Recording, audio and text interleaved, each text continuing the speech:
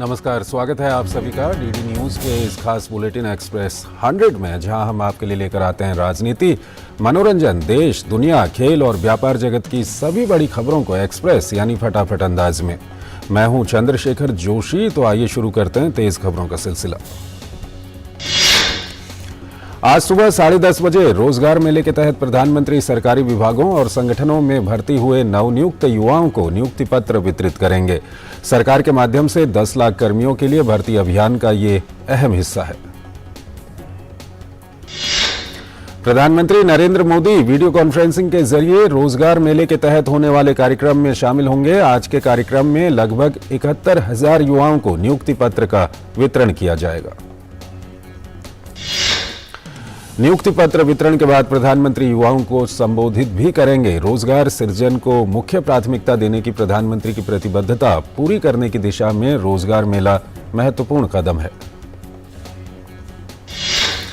रोजगार मेला कार्यक्रम के दौरान नवनियुक्त कर्मी कर्मयोगी प्रारंभ मॉड्यूल के बारे में अपने अनुभव भी साझा करेंगे। कर्मयोगी प्रारंभ मॉड्यूल सरकारी विभागों में सभी नवनियुक्त कर्मियों के लिए ऑनलाइन ओरिएंटेशन कोर्स है। केंद्र सरकार में नई दिल्ली स्थित नियुक्ति के लिए सफल घोषित उम्मीदवारों को रोजगार मेला नियुक्ति पत्रों की तीसरी किश्त के वितरण में गृह राज्य मंत्री अजय कुमार और जितेंद्र सिंह समेत कई केंद्रीय मंत्री हिस्सा लेंगे। भारत सरकार के तहत junior engineer, loco pilot, technician, inspector, sub inspector, constable, stenographer, junior accountant, ग्रामीण डाक सेवक, आयकर निरीक्षक, शिक्षक जैसे पदों में भर्ती हुई है। रोजगार मेले के तहत देश भर में नर्स, डॉक्टर, सामाजिक सुरक्षा अधिकारी, पीए, एमटीएस जैसे पदों पर भी युवाओं की नियुक्ति की जाएगी। त्रिपुरा के जिरानिया सब डिवीजन में 2 राजनीतिक दलों के समर्थकों के बीच हुई झड़प के मामले पर निर्वाचन आयोग ने त्रिपुरा के मुख्य सचिव और पुलिस महानिदेशक से रिपोर्ट मांगी है। आयोग ने आज दोपहर 3 बजे तक रिपोर्ट पेश करने को कहा है। विदेश मंत्री डॉक्टर जयशंकर 2 दिन के श्रीलंका दौरे पर आज श्रीलंका के राष्ट्रपति और प्रधानमंत्री से मुलाकात करेंगे। श्रीलंका में चल रही राजनीतिक और आर्थिक उथल-पुथल के बीच डॉक्टर जयशंकर का ये दौरा कई मायनों में बेहद अहम साबित होगा। विदेश मंत्री डॉक्टर जयशंकर ने कहा है कि श्रीलंका की आर्थिक स्थिति में तेजी से सुधार के लिए भारत निवेश बढ़ाने के लिए प्रतिबद्ध है। उन्होंने श्रीलंका के विदेश मंत्री अली साबरी के साथ बुनियादी ढांचे, संपर्क, ऊर्जा, उद्योग और स्वास्थ्य के क्षेत्र में सहयोग पर चर्चा की है। पाकिस्तानी पीएम शहबाज शरीफ की प्रधानमंत्री नरेंद्र मोदी के साथ वार्ता की अपील पर भारत की ओर से कड़ा रुख अपनाते हुए विदेश मंत्रालय ने कहा है कि इससे पहले पाकिस्तान को आतंक मुक्त माहौल बनाना होगा। प्रधानमंत्री नरेंद्र मोदी पर बीबीसी की डॉक्यूमेंट्री के बारे में भी विदेश मंत्रालय की कड़ी टिप्पणी आई है। विदेश मंत्रालय ने कहा है कि ये एक तरह का प्रोपेगेंडा है जो औपनिवेशिक मानसिकता से प्रेरित है। नेपाल के प्रधानमंत्री की भारत आने की इच्छा पर विदेश मंत्रालय ने कहा है कि उनका स्वागत है। श्रीलंका की मदद के बारे में विदेश मंत्रालय का कहना है कि वो अपने पड़ोसी देश का समर्थन करता है और उसकी मदद कर रहा है। केरल के थिरुवनंतपुरम में G20 हेल्थ वर्किंग ग्रुप की बैठक का आज आखिरी दिन है। भारत की प्रेसिडेंसी में इस साल G20 की बैठक सितंबर में होगी और उससे पहले अलग अलग विषयों पर वर्किंग ग्रुप की बैठक चल रही है। G20 हेल्थ वर्किंग ग्रुप में साइडलाइन इवेंट के तहत आज पहले पैनल में समग्र स्वास्थ्य को हासिल करने पर चर्चा होगी। दूसरे पैनल डिस्कशन में मेडिकल वैल्यू ट्रेवल को लचीला और टिकाऊ बनाने और तीसरे पैनल में पार्टनरशिप से मेडिकल वैल्यू ट्रेवल को सुदृढ़ करने पर चर्चा होगी। G20 देशों के प्रतिनिधियों को सोमाथीरम आयुर्वेद विलेज का फील्ड विजिट भी कराया जाएगा। इस दौरान उन्हें आयुर्वेद के फायदों और आयुर्वेद को लेकर सरकार की सोच के बारे में जानकारी दी जाएगी। हेल्थ वर्किंग ग्रुप की बैठक में दूसरे दिन डिजिटल हेल्थ में नवाचार, यूनिवर्सल हेल्थ कवरेज पर सहयोग जैसे विषयों पर चर्चा हुई। भविष्य में किसी भी तरह की महामारी से निपटने के लिए इमरजेंसी रिस्पांस सिस्टम की मजबूती पर सहमति बनी। भारतीय नौसेना 23 जनवरी को कलवारी श्रेणी की 5वीं पनडुब्बी वागीर अपने बेड़े में शामिल करेगी। भारत में वागीर का निर्माण मुंबई के मझगांव डॉक शिप बिल्डर्स ने फ्रांस की कंपनी नेवल ग्रुप की मदद से किया है। नौसेना अध्यक्ष एडमिरल आर हरिकुमार 23 जनवरी को वागीर पनडुब्बी को कमीशन करेंगे। वागीर स्वदेश में अब तक बनी सभी पनडुब्बियों में सबसे कम समय में तैयार हुई है। वागीर पनडुब्बी दुश्मनों के जहाजों पर हमला करने और उनकी प्रभावशीलता को सीमित करने, पनडुब्बी रोधी युद्ध, खुफिया जानकारी एकत्रित करने, समुद्र में माइन बिछाने और निगरानी सहित कई कार्यों में सक्षम है। कलवरी श्रेणी की 5वीं पनडुब्बी वागीर का नाम सैंड शार्क के नाम पर रखा गया है, जो दुश्मन की नजरों से बचकर निडरता से काम करता है। एमवी गंगा विलास रिवर क्रूज बिहार के मुंगेर से निकलकर सुल्तानगंज पहुंचा है। यहां सैलानियों ने स्थानीय बाजार और कांवड़ यात्रा के महत्व से जुड़े शिव मंदिर का दौरा किया। बीजेपी अध्यक्ष का कार्यकाल बढ़ने के बाद जेपी नड्डा पहली बार उत्तर प्रदेश के दौरे पर हैं। आज गाजीपुर जिले में नड्डा रैली करेंगे। यहां पार्टी पदाधिकारियों और कार्यकर्ताओं के साथ नड्डा की बैठक भी होगी। चेन्नई में आज शाम विश्व स्वास्थ्य संगठन की पूर्व मुख्य वैज्ञानिक सौम्या स्वामीनाथन एक सार्वजनिक व्याख्यान देंगी। विषय होगा स्वास्थ्य समानता की ओर भारत के लिए एक दृष्टि।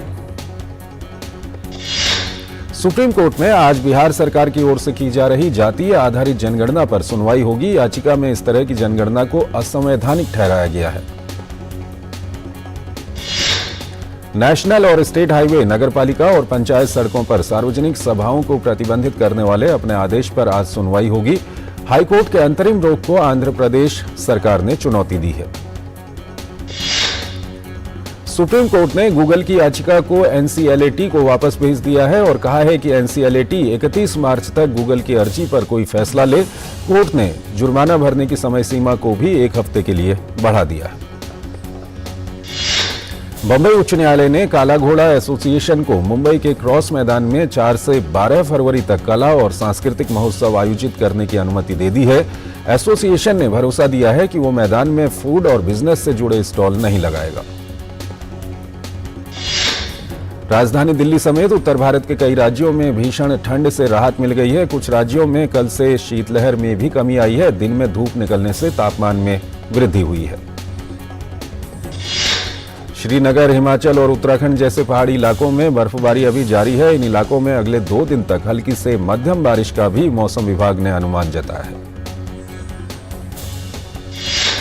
मौसम विभाग के अनुसार एक और सक्रिय पश्चिमी विक्षोभ आज रात उत्तर पश्चिम भारत में आने की संभावना है। इससे मैदानी इलाकों में भी हल्की बारिश हो सकती है। भारतीय रेलवे के अनुसार कोहरे के कारण उत्तर रेलवे क्षेत्र में 16 रेलगाड़ी निर्धारित समय से देरी से चल रही हैं। इनमें बिहार से चलने वाली अधिकतर ट्रेन है। उत्तराखंड के जोशीमठ में जमकर बर्फबारी हो रही है। आज सुबह भी यहां ताजा बर्फबारी देखने को मिली। अगर लगातार 4-5 दिन बर्फ गिरती है तो यहां दरारों की दहशत और बढ़ जाएगी। अमृतसर में सिंगापुर की स्कूट एयरलाइन का विमान 30 यात्रियों को छोड़कर निर्धारित समय से पहले रवाना हुआ। नागर विमान महानिदेशालय ने मामले का संज्ञान लेकर जांच के आदेश दिए। सूचना एवं प्रसारण मंत्री अनुराग सिंह ठाकुर ने हमीरपुर में दिशा कमेटी की बैठक में कहा कि हमें राज्य में सभी क्षेत्रों में विकास के लिए मिलकर काम करना होगा। इसके लिए जितने भी बड़े प्रोजेक्ट हैं उनकी प्रगति पर समय समय पर ध्यान देना होगा।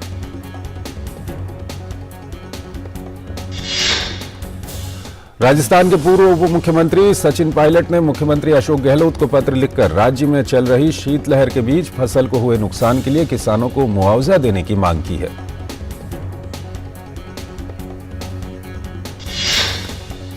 एक छोटा सा ब्रेक लेते हैं।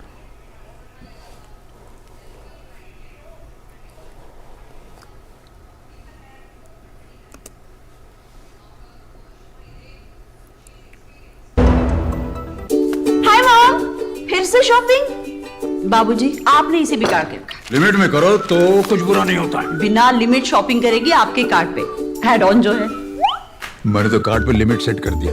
अच्छा, इसके फायदे ये हैं कि रिस्क कम हो जाता है और अगर फ्रॉड भी हुआ तो तुरंत बैंक को बोल दीजिए, नुकसान कम। दादू, नेक्स्ट टाइम ये pink dress. You are the limit. Limit तो सेट है। आरबीआई कहता है जानकार बनिए, सतर्क रहिए।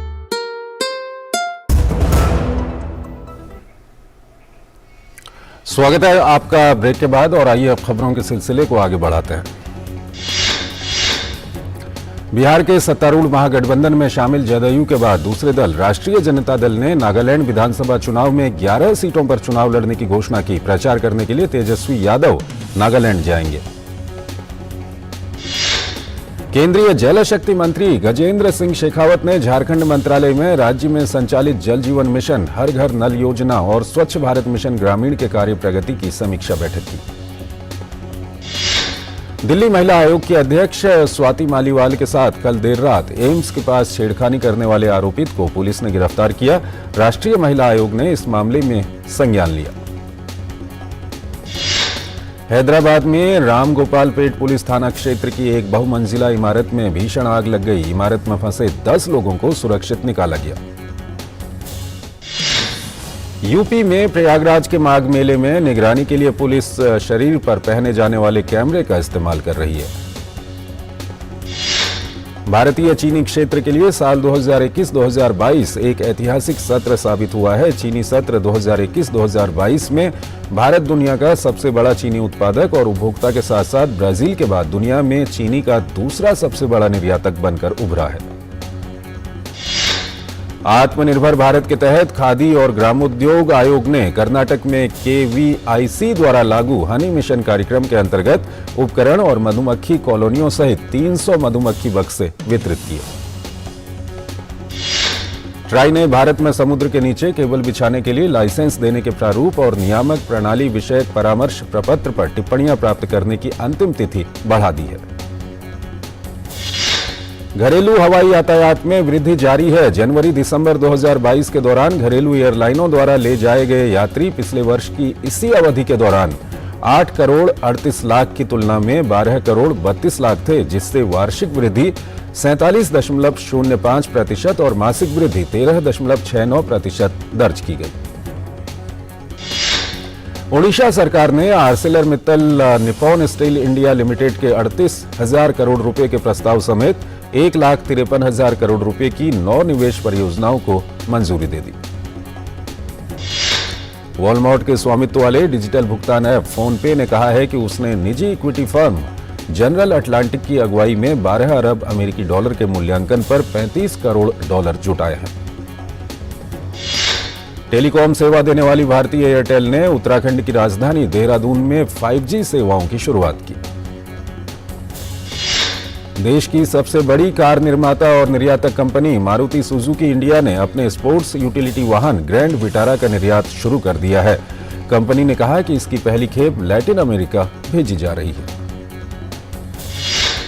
ट्विटर ने एंड्रॉयड उपयोगकर्ताओं के लिए अपनी ब्लू सेवा की कीमत बढ़ा दी है, जिसमें व्यक्तियों को अब $11 प्रति माह का भुगतान करना होगा। अमेज़न ने अपने कर्मचारियों को सूचित किया है कि वो जल्द ही अपने 18,000 कर्मचारियों की छंटनी करने वाली है। रूस यूक्रेन युद्ध के बीच नाटो की भूमिका पर सवाल उठाने वाले रूस ने एक बार फिर परमाणु युद्ध की चेतावनी दे डाली है। रूस के पूर्व राष्ट्रपति और क्रेमलिन प्रमुख दिमित्री मेदवेदेव ने नाटो को चेतावनी देते हुए कहा कि यूक्रेन में रूस की हार के बाद परमाणु युद्ध संभव है। पुतिन की शक्तिशाली सुरक्षा समिति के उपाध्यक्ष रह चुके मेदवेदेव ने टेलीग्राम पर लिखा कि एक औपचारिक युद्ध में एक परमाणु शक्ति की हार परमाणु युद्ध का कारण बन सकती है। परमाणु शक्तियों ने बड़े टकरावों में कभी हार का सामना नहीं किया। यूक्रेन के राष्ट्रपति वोलोदिमीर ज़ेलेंस्की ने कहा है कि वो जर्मनी के रामस्टीन एयरबेस में रक्षा मंत्रियों की बैठक में मजबूत फैसलों की उम्मीद कर रहे हैं। यूक्रेन ने अपने पश्चिमी सहयोगियों से 300 टैंक और 500 IFV के साथ साथ कम से कम 700 नए आर्टिलरी सिस्टम की मांग की है। उसका मानना है कि इससे उन्हें अपने कब्जे वाली जमीनों को आजाद कराने की शक्ति मिलेगी। क्रेमलिन ने कहा है कि रूस अपने नाभिकीय सिद्धांत को नहीं बदलेगा। साथ ही कहा है कि क्रीमिया पर यूक्रेन का किसी तरह का हमला काफी खतरनाक होगा। रूस के विदेश मंत्री सर्गेई लावरोव ने कहा है कि भारत और चीन के बीच रिश्ते खराब करने के लिए नाटो जिम्मेदार है। उन्होंने कहा कि नाटो चीन और भारत के बीच अतिरिक्त तनाव पैदा करने की कोशिशें कर रहा है। अंतर्राष्ट्रीय परमाणु ऊर्जा एजेंसी के प्रमुख राफेल ग्रोसी ने कहा कि जापोरिजिया परमाणु संयंत्र पर खतरे की स्थिति को लेकर दुनिया भर में चिंताएं हैं।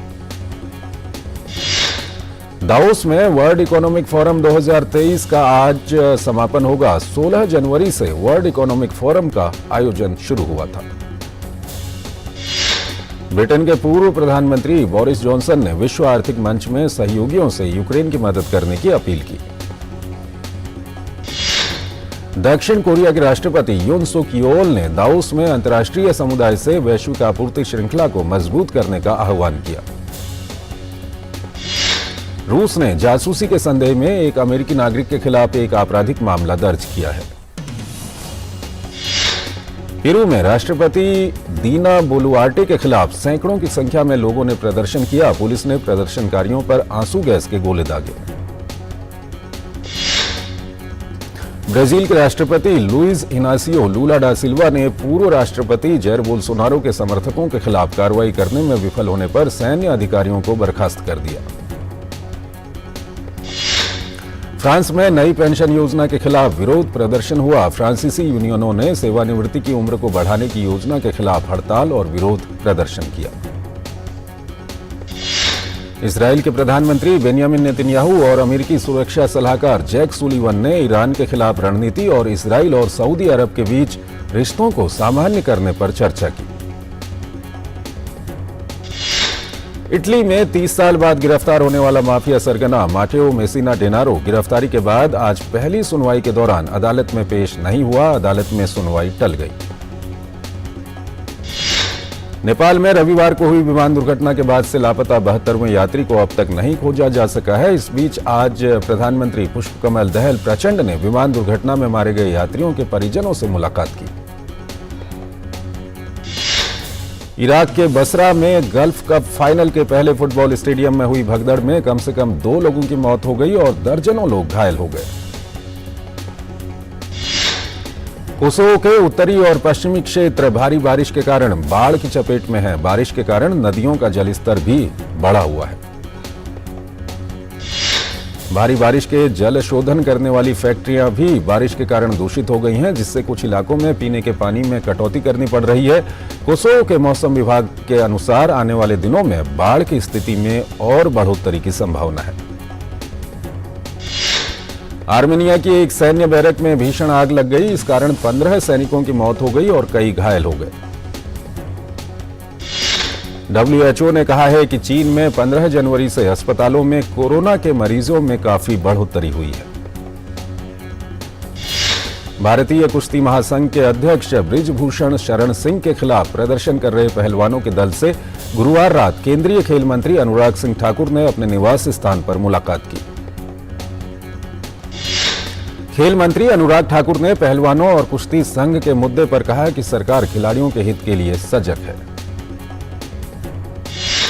ओडिशा में खेले जा रहे FIH पुरुष हॉकी विश्व कप में भारत ने अपने तीसरे मुकाबले में वेल्स की टीम को 4-2 से हरा दिया।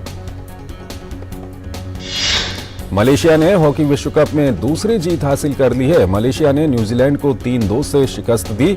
इस जीत के साथ मलेशिया पूल सी में 6 अंक के साथ दूसरे स्थान पर बनी हुई है।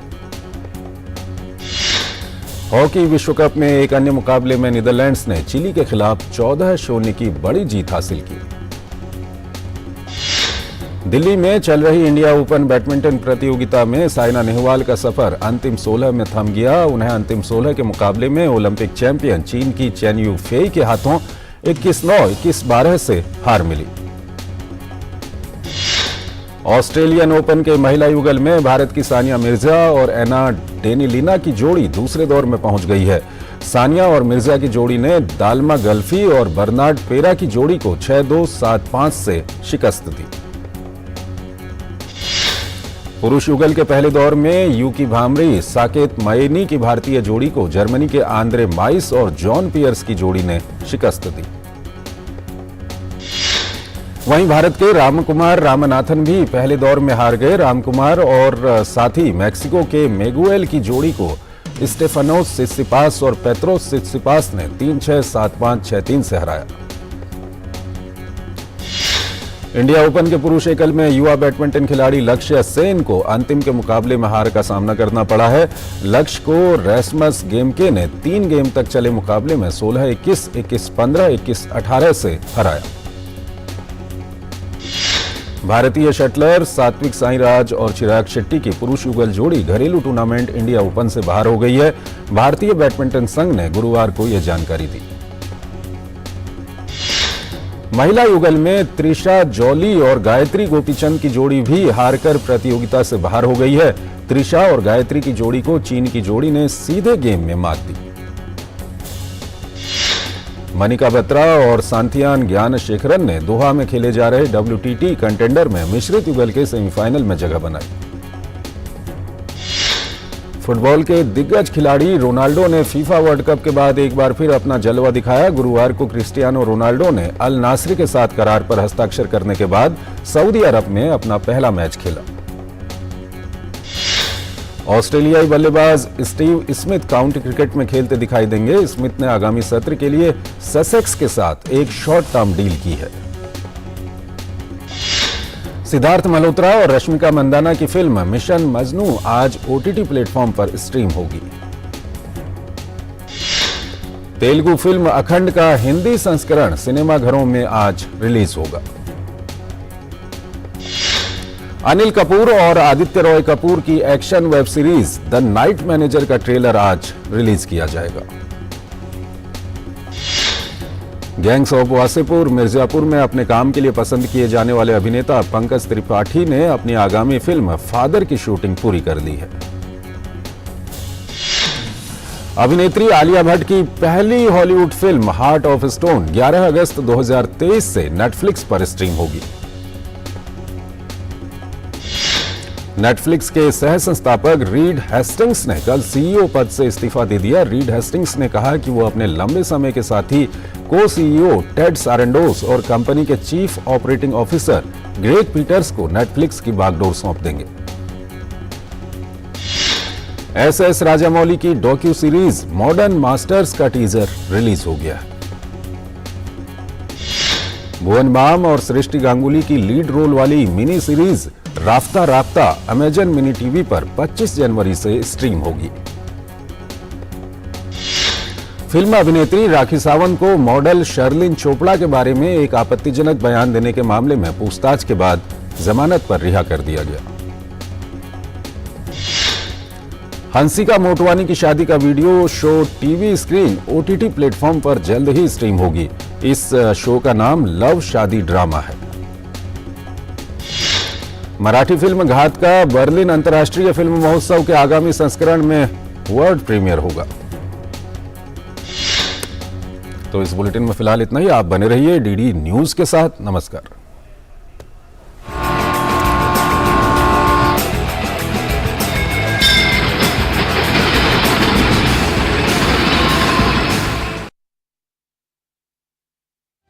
समाज की बेड़ियां तोड़कर हासिल किए अनोखे